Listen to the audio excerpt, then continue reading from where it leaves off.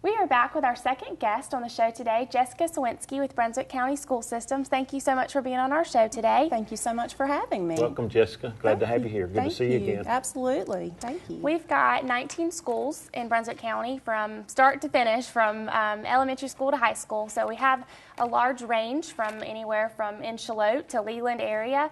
Tell us how many students we have in Brunswick County. We currently have around 12,500 students in our 19 schools. Those students are educated in buildings that are about 2 million square feet. Wow. On around 700 acres of land. So our county continues to grow, and so do the needs of our school system. I was with Judge Warren the other day, and he was talking about there are some plans in the works for some additional schools coming up. Absolutely. Yes, sir. There absolutely are. So 2 years ago, Brunswick County Schools engaged in a facility study, and out of that facility study, there were over $200 million worth of needs identified. Right now, those have actually been scaled back to around $171 million.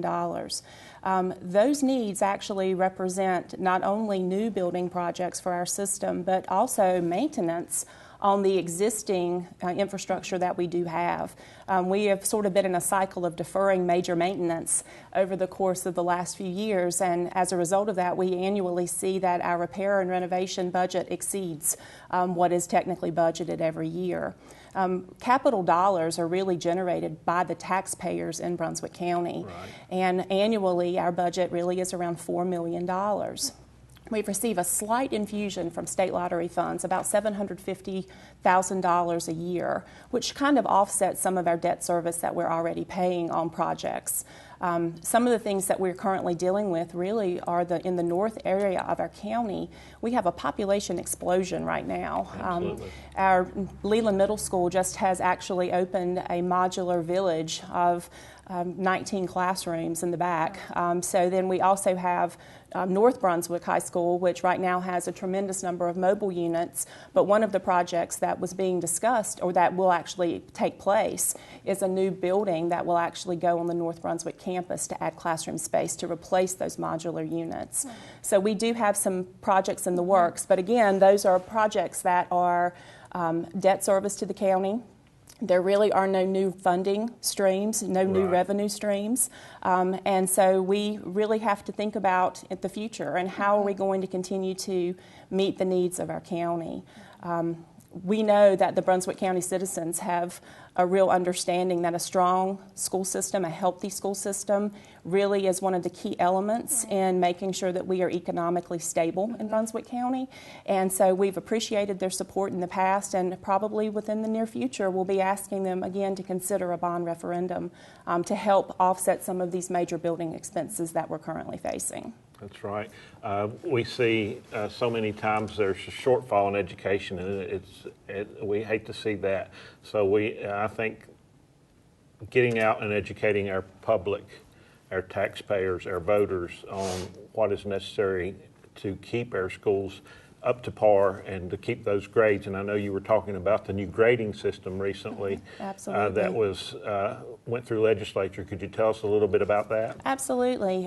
So North Carolina has historically produced a report card for every school in North Carolina and a summary for every school system. This year that report card was revised, and it really is a much better report card. It provides a great snapshot of how a school and a system are functioning. But added to that this year, the legislation actually was passed to include an A through F letter grade for every school in the state. And that was actually legislated, and the formula by which that letter grade was actually assigned was also legislated. So Brunswick County Schools, over 3/4 of our schools received a grade of C or better on the report card. It is actually higher than the state average in Brunswick County. All of our high schools, all 4 of our high schools actually received a grade of C or higher, so 100% of them. But what we think is most important about the A through F grading scale is that 80% of that grade is really based on a one-time per year assessment that a student would actually take. So that's considered proficiency. That does not take into account any child in K through 2 in our school system, and it also does not take into account subjects like world languages, social studies, health and physical education. So it's very narrow in its scope. The other 20% of the grade is actually what we feel as educators is the most important, and that's growth. And basically it's the assurance that when you send your children to school in Brunswick County, that they will receive a year's worth of benefit for the year that they have spent in our schools. To us, that's really the more important indicator. Children who come to us with certain risk factors may not be able to automatically be proficient on a state exam. But we can help guarantee that those children will make annual growth each year. So we hope that in the future that the legislation will change and that the formula will be more reflective of what we believe is most important, which is that individual growth for our students. It's also what the state bases teacher evaluation on and principal evaluation. So if growth is important in that regard, we hope it will be considered. Now, does that mean that this is not important, that the letter grade is not important? No. But we do want people to understand what it means. Right. It is not the be-all, end-all report card grade that most of us are familiar with or have gotten in our own past when we were in schools. Absolutely, absolutely. It's a whole different animal, isn't it? It absolutely is. And we really do want people to go and check out those report cards. The link to those are right on the homepage of the Brunswick County Schools website, and they provide so much information about teacher quality, about teacher working condition survey, about discipline incidents. For me, it is a resource that I frequently point parents to when they're considering moving to our school system. It's really a great resource. But the grade that's on that report card, the letter grade, really is only one small piece of information about the total effectiveness of a child's school. And talking about that online system too, that system is available for parents too to get a real-time picture of where their kids are in their studies and their grades. Yes, absolutely. And everything. Absolutely. So North Carolina unrolled a package called Power School or Home Base.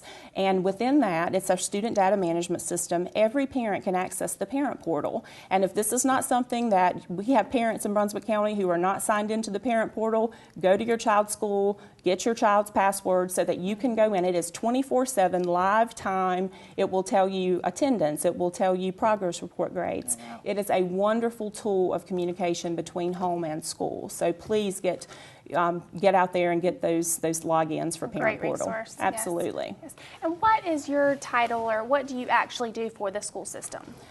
I am very fortunate. I actually wear two kind of distinct hats in the system. I work with community engagement, so one of the things that I truly enjoy doing is working with all of the different support groups in Brunswick County. I also serve as the media liaison for the county, social media, and just try to keep internal and external communication flowing within the system.